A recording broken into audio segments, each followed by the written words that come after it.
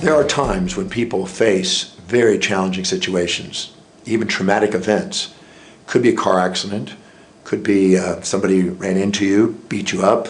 It could be anything that you could label traumatic or tragic in your life. But whatever the source of that perception of tragedy and trauma or turmoil in your life, there is some basic things you can do from a human behavioral perspective from it. And that is dealing with the emotions of it. Because it's not only the initial event that's a factor, but it's also the carryover effect of your mind and your emotions on how you perceive it.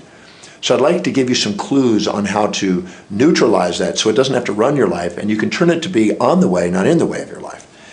And that is this: whatever happens, let's say somebody runs into you and damages your car or hurts you in some way, whiplashes your neck, or maybe somebody steals something from you, it's traumatic and injures you in the process.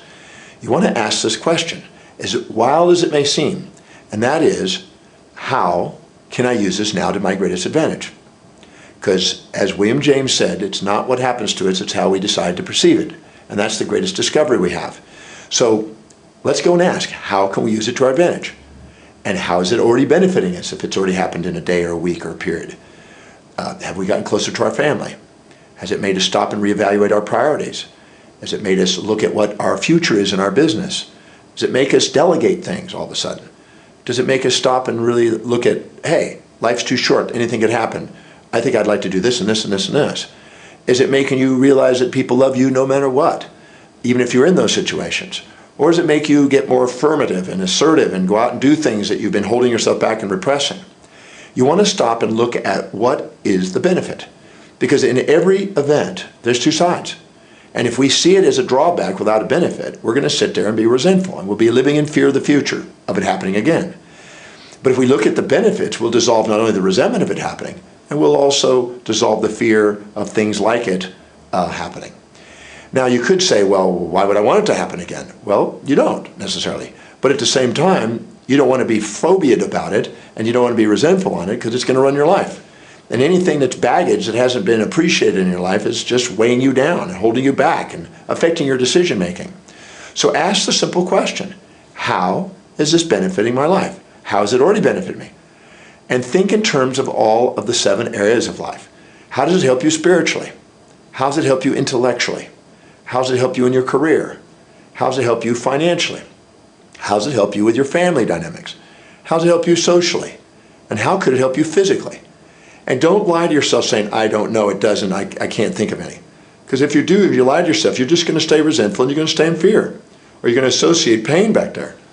Go back and look and see how it serves you. I've been blessed to work with thousands of people with traumatic events. And I haven't found one that couldn't be turned into something that's actually leading to thankfulness.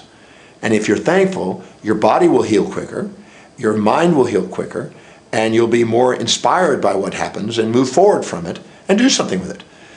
I saw at a convention one time a young man that had no arms, no legs, and was a professional speaker that was making a hell of a lot of money doing professional speaking, but had no arms and legs, and was strapped into a wheelchair with a little mouth device that was literally pointing on little, I guess you could call little spots and buttons or whatever to move and do things.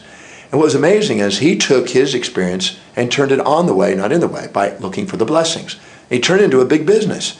And it made it even more inspiring for people to go, wow, if you've gone through that and I've turned it into an opportunity, that inspires other people. Your trauma may be something that could change people's lives. And we deep inside know we want to make a difference. I had another person that was burned. The entire body was burned. And the scar tissue and grafts were all over the place.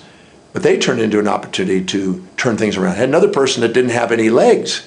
And they turned it into a gymnastic activity and goes around the world inspiring people on don't let their legs missing stop you from your dreams. So it's not what happens to you, it's how you perceive it. You can become a victim of your history or a master of your destiny. By asking the benefits, you speed up that process. And why would you want to sit there and be wallowing in a pity party when you could be actually having a new party? I think it's wiser to go in there and look for the benefits, dissolve the resentment, dissolve any fears, and inspire some new action. Because everything, when you look at it wisely, will be seen on the way, not in the way. So if you've been so-called traumatized, turn it into an opportunity, not a challenge. And one last thing, if you're in a situation you've been traumatized, and you are having difficulties possibly at finding those benefits, and you're still stuck and wallowing in it, can I tell you to go to our Facebook or go to our website and consider signing up for the Breakthrough Experience. In the program I do called the Breakthrough Experience, that's where I actually show people how to transform those situations into opportunities. Because you just may be having a gold mine of an opportunity sitting in those events, and it may just be the questions you ask that makes the difference. The quality of your life is based on the quality of the question you ask. At the Breakthrough Experience, I show you how to take those type of situations with the right questions and turn them into opportunities that turns, you might say, the gold mine on. And why not have an opportunity out of it instead of being a victim of your history?